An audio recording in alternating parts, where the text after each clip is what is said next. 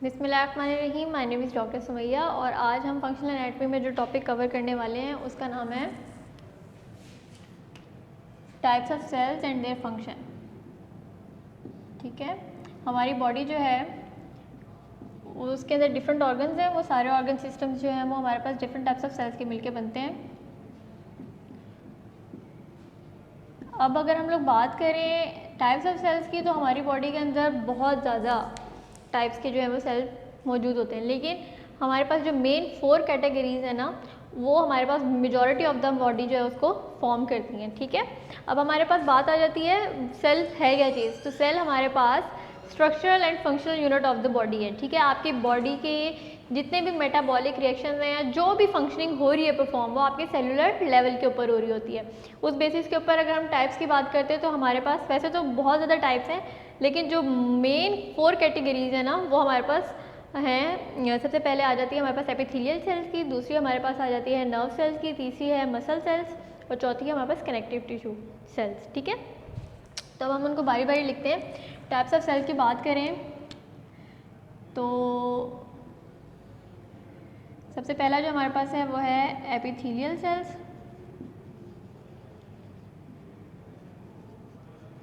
दूसरी टाइप की बात करते हैं तो वो हमारे पास है नर्व सेल्स। तीसरी टाइप की बात करें तो वो हमारे पास है मसल सेल्स। और जो चौथी टाइप की बात करें तो वो हमारे पास है कनेक्टिव सेल्स। ठीक है, कनेक्टिव टिश्यू सेल्स।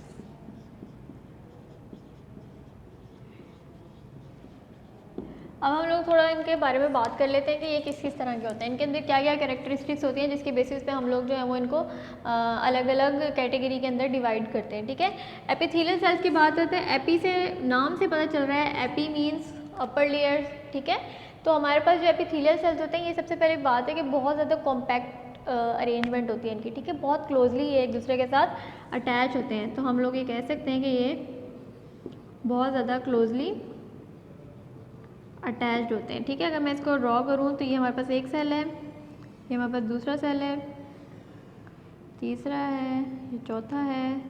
दूसरी लेयर की बात करें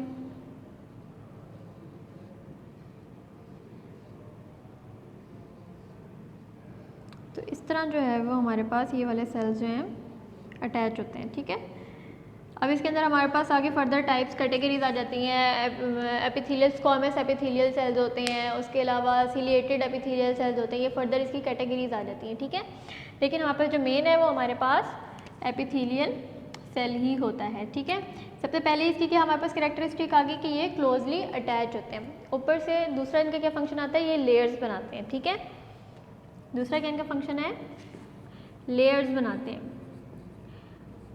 अब ये लेयर्स किसके बनाते हैं, ये हमारे पास जितने भी हमारे हॉलो ऑर्गन्स हैं, हॉलो ऑर्गन्स में हमारे पास कौन कौन से आ जाते हैं, ब्लड वेसल्स आ जाती हैं, स्टमक आ जाता है, इंटेस्टाइन वगैरह आ जाती है। जितने भी हमारे हॉलो ऑर्गन्स हैं, लंग्स आ जाते हैं। हॉलो का मतलब क्या होता है, जिनके अंदर कैविटी हो, सुराख हो। ठीक है, सुराख इन द सेंस ऐसा सुराख नहीं कि आर पार हो जाए, सुराख इन द सेंस जैसे आपने घड़ा देखा है, घड़ा, तो घड़े के अंदर जो होती है वो उसकी सुराख होता है ना, उसको कैविटी होती है, तो उस तरह वो अंदर से क्या होता है, होलो होता है, होलो स्ट्रक्चर होता है। तो अंदर से खाली होना, दैट इज़ होलो स्ट्रक्चर। तो हमारे पास जो हमारे बॉडी के सिस्टम्स हैं जो कि खाली होते हैं, वो हमारे पास होलो स्ट्रक्चर्स के अंदर आते हैं, जिनमें ब्लड वेसल्स आ जाती हैं, स्टमक आ जाता है। तो ये सारे हमारे पास होलो स्ट्रक्चर्स जो हैं उनकी इनर लाइनिंग बनाते हैं। ठीक है, और कुछ केसेस के अंदर जो है वो आउटर लाइनिंग में बनाते हैं, जैसे कि हमारी स्किन भी हमारी एपिथेलियल सेल्स से मिलके बनी होती है। ठीक है, तो हम यहाँ पे कह सकते हैं लेयर्स ऑफ होलो ऑर्गन्स, यानी कि इनर लाइनिंग। और आउटर लाइनिंग की बात करें तो ये हमारे पास आउटर कवरिंग भी बनाते हैं, जिसको हम कहते हैं स्किन। ठीक हो गया। तो ये हमारे पास एपिथेलियल सेल्स जो हैं वो उनका इंट्रोडक्शन है, ठीक है। अब हम लोग बात कर लेते हैं नर्व सेल्स की। तो नर्व सेल्स हमारे पास क्या रोल प्ले करते हैं, ठीक है। सबसे पहले ये हमारी बॉडी के अंदर कम्युनिकेशन का सबसे बड़ा ज़रिया है, ठीक है। आपकी बॉडी एक पार्ट से दूसरे पार्ट के साथ किस तरह कनेक्ट करती है, किस तरह कम्युनिकेट करती है, वो हमारे पास नर्व सेल्स के अंदर आ जाते हैं। तो नर्व सेल्स की अगर हम बात करें और इसकी पहली कैरेक्टरिस्टिक्स की बात करें तो हम लोग ये कह सकते हैं कि ये हमारे पास स्पेशलाइज्ड होते हैं कम्युनिकेशन के लिए, ठीक है।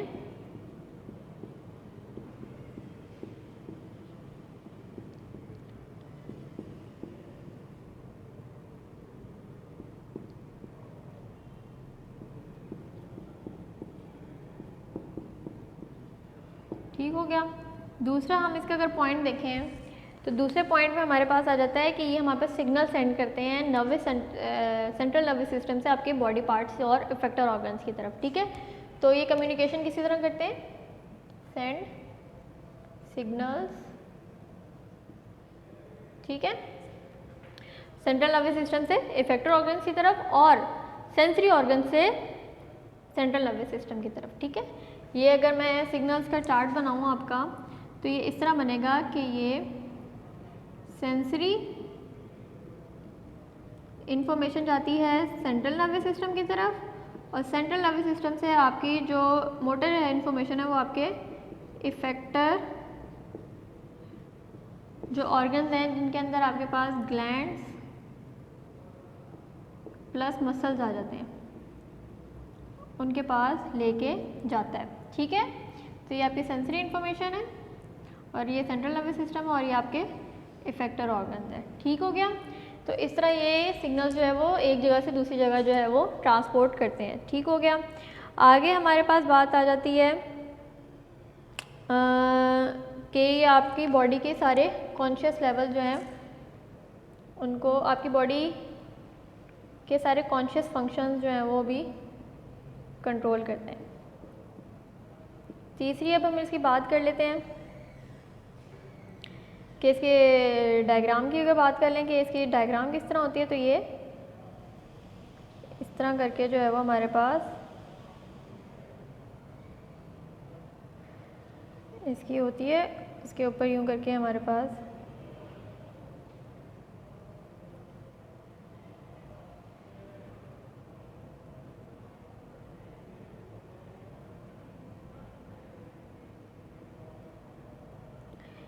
ये जो है ये हमारे पास इसकी बॉडी होती है। ये वाला जो है सारा का सारा हमारे पास एक्सॉन होता है और ये जो छोटे छोटे हेयर लाइक स्ट्रक्चर्स होते हैं इनको हम कहते हैं डेंड्राइट्स, ठीक है। डेंड्राइट्स का क्या फंक्शन होता है कि डेंड्राइट्स जो है वो जो बॉडी है उसकी तरफ इंफॉर्मेशन लेके आते हैं, जबकि एक्सॉन जो होता है वो बॉडी से अवे इंफॉर्मेशन लेके जाता है। डेंड्राइट्स जो है वो बॉडी की तरफ लेके आते हैं, एक्सॉन जो है वो बॉडी से अवे लेके जो है हमारे पास इंफॉर्मेशन लेके जाता है, ठीक है। तो ये हमारे पास नर्व सेल्स का थोड़ा इंट्रो हो गया। अब हम बात कर लेते हैं मसल सेल्स की। तो मसल सेल्स जो है वो हमारे पास जैसे ये वाले मसल सेल्स हैं उनकी स्पेशलाइजेशन किस में थी, कम्युनिकेशन में। तो जो मसल सेल्स हैं हमारे पास उनकी स्पेशलाइजेशन किस में होती है, कॉन्ट्रैक्शन में, ठीक है। स्पेशलाइज्ड इन कॉन्ट्रैक्शन। अब मसल जो है ना उसका क्या फंक्शन होता है कि या तो वो कॉन्ट्रैक्ट करेगा या फिर वो रिलैक्स करेगा। मसल की कॉन्ट्रैक्शन क्या होती है, ये एक नॉर्मल मसल है तो उसकी ओरिजिनल लेंथ है। अगर वो अपनी लेंथ से शॉर्टर होता है तो वो क्या बनाता है हमारे पास, कॉन्ट्रैक्शन। अगर वो अपनी ओरिजिनल लेंथ से लॉन्गर होता है तो वो क्या बनाता है हमारे पास, रिलैक्सेशन, ठीक है। अगर मैं इसकी कैटेगरी बताऊं तो ये एक हमारे पास नॉर्मल मसल है। अगर ये इससे फर्दर शॉर्टर हो रहा है, ठीक है, तो ये हमारे पास ये दरमियान में जो ये मैं ड्रॉ कर रही हूँ ये आपके मसल फाइबर्स हैं, ठीक है। और ये अपनी ओरिजिनल लेंथ से ज़्यादा लंबा हो रहा है तो लेंथनिंग है ये, ठीक है। ये हमारा नॉर्मल है मसल। अगर वो कॉन्ट्रैक्ट हो रहा है तो दैट इज़ कॉल्ड कॉन्ट्रैक्शन। अगर वो उस कॉन्ट्रैक्टेड फॉर्म से दोबारा नॉर्मल की तरफ आ रहा होता है तो वो होती है कॉन्ट्रैक्ट से जब दोबारा नॉर्मल की तरफ आ रहा होता है, दैट इज़ रिलैक्सेशन। तो इसको हम क्या कहते हैं, रिलैक्सेशन, ठीक है। लेकिन अगर नॉर्मल से लंबी अपनी लेंथनिंग की तरफ जा रहा है तो इसको कंडीशन को हम कहते हैं लेंथनिंग, ठीक हो गया। तो ये हमारे पास जो मसल सेल्स हैं वो हमारे पास स्पेशलाइज होते हैं कॉन्ट्रैक्शन के लिए। जब ये कॉन्ट्रैक्ट होते हैं तो ये बॉडी के जिस पार्ट के साथ अटैच होते हैं उसको मूव कराते हैं, ठीक है। उसके बाद हमारे पास आ जाता है कि 3 डिफरेंट टाइप्स ऑफ जो है वो हमारे पास मसल सेल्स होते हैं, जिसमें हमारे पास striated, non striated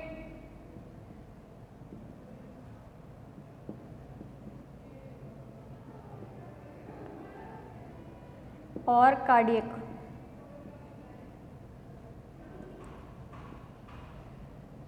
cardiac muscle आ जाते हैं, ठीक है जी। तो ये 3 इसकी टाइप्स होती हैं। स्ट्राइएशंस क्या होती हैं, स्ट्राइएशंस हमारे पास फैट्स की जो हैं वो बॉडीज़ होती हैं, थ्रेडलेस स्ट्रक्चर्स होते हैं।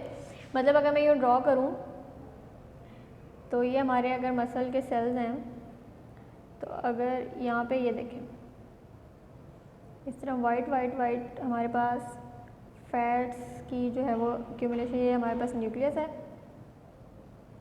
तो ये हमारे पास क्या है, स्ट्राइएटेड मसल की एग्जांपल है, ठीक है। नॉन स्ट्राइएटेड में हमारे पास स्ट्राइएशंस नहीं होती, ठीक है। जबकि हमारे पास जो कार्डियक मसल है ना वो स्ट्राइएटेड और नॉन स्ट्राइएटेड दोनों की मिलाप से बनते हैं। तो इनमें स्ट्राइएशंस होती भी हैं और स्ट्राइएशंस नहीं भी होती। और कार्डियक मसल जो हैं, कार्डियक मसल्स हमारे पास ज़्यादातर स्ट्राइएटेड ही होते हैं, ठीक है। लेकिन इनको कार्डियक मसल को अलग कैटेगरी में इसलिए क्यों डाला जाता है, क्योंकि ये हमारे पास सिर्फ और सिर्फ हार्ट के अंदर जो है वो प्रेजेंट होते हैं, ठीक है। आगे हम लोग बात कर लेते हैं कि अगर आपके पास मसल्स नहीं होंगे तो आपका बॉडी जो है वो फंक्शन कर पाएगी कि नहीं कर पाएगी, तो नहीं, दिस इज़ नॉट पॉसिबल। अगर आपकी बॉडी के अंदर मसल सेल्स नहीं होंगे तो आपकी बॉडी जो है वो बिल्कुल भी मूवमेंट जो है वो नहीं कर पाएगी, ठीक है। क्योंकि आपकी बॉडी के अंदर जो बोन्स हैं उनको भी मूव कराने के लिए आपको मसल्स की ज़रूरत पड़ती है, जो कि आपके पास फोर्स जो है वो प्रोवाइड करते हैं, ठीक है। उसके अलावा ये हमारे पास आउटर वॉल्स जो हैं होलो ऑर्गन्स की वो भी बनाते हैं, ठीक है। तो इसका अगला पॉइंट क्या है, आउटर। इनर वॉल कौन सी बना रहे हैं, एपिथेलियल सेल्स बना रहे हैं। तो आउटर वॉल जो है वो आपकी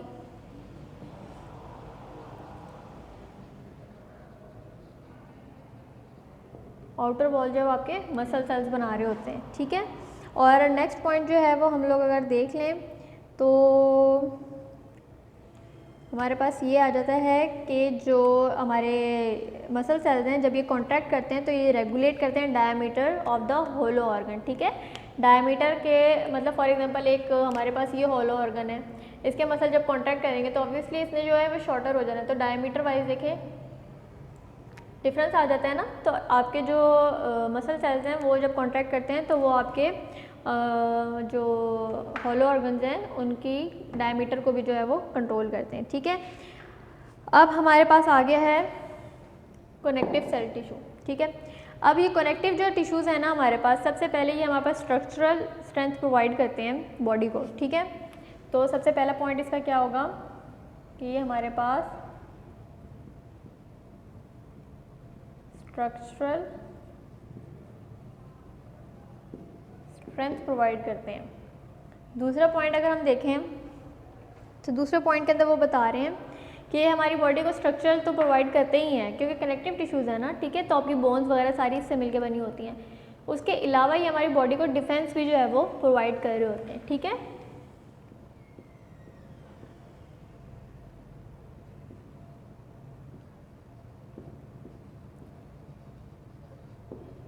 क्यों ये आपकी बॉडी को डिफेंस प्रोवाइड कर रहे होते हैं, क्योंकि आपकी बॉडी की जितनी भी सारी एंटीबॉडीज़ होती हैं वो आपकी कनेक्टिव टिश्यू सेल्स से जो है वो मिलके बनी होती हैं। तो वो एंटीबॉडीज़ जो है वो आपके क्या करती हैं, बॉडी को डिफेंड करती हैं ना, आपका इम्यून सिस्टम जो है वो बनाती हैं। जो आपके वाइट ब्लड सेल्स हैं वो सारे के सारे क्या हैं, कनेक्टिव टिश्यू से मिलके बने होते हैं। तो वो आपकी बॉडी को जो है वो डिफेंड करती हैं अगेंस्ट द पैथोजेंस, ठीक हो गया।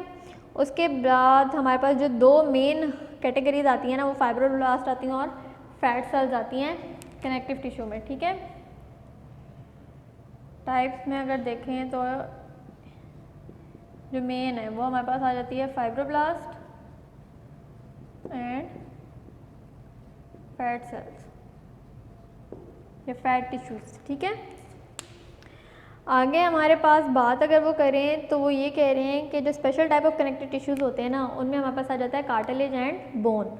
वो हमारे पास स्ट्रॉन्गर भी होते हैं और वो इसलिए बनाए गए होते हैं कि वो आपकी बॉडी को एक रिजिड स्ट्रक्चर जो है वो प्रोवाइड कर सकें, ठीक है।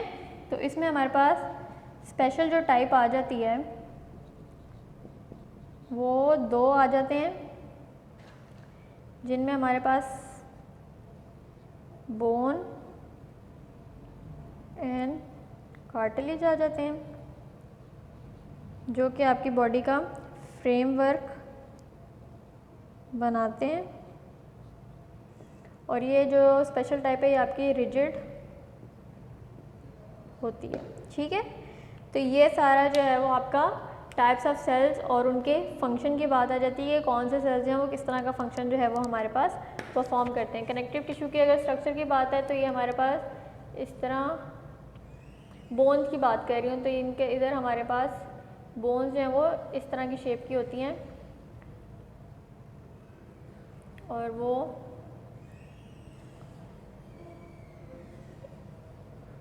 इसलिए इस तरह थोड़ा होलो सी होती है और इनके अंदर थोड़े थोड़े जो हैं वो पोरस लाइक स्ट्रक्चर्स होते हैं, जहाँ से हम इनको ब्लड सप्लाई जो है वो प्रोवाइड कर सकते हैं, ठीक है।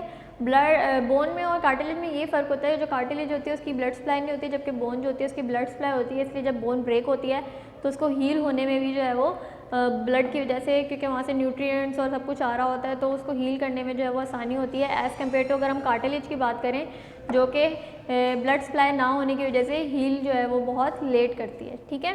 तो ये हमारा सारा ओवरव्यू था। इंशाल्लाह नेक्स्ट टॉपिक जो है वो हम नेक्स्ट लेक्चर में कवर करेंगे। Thank you.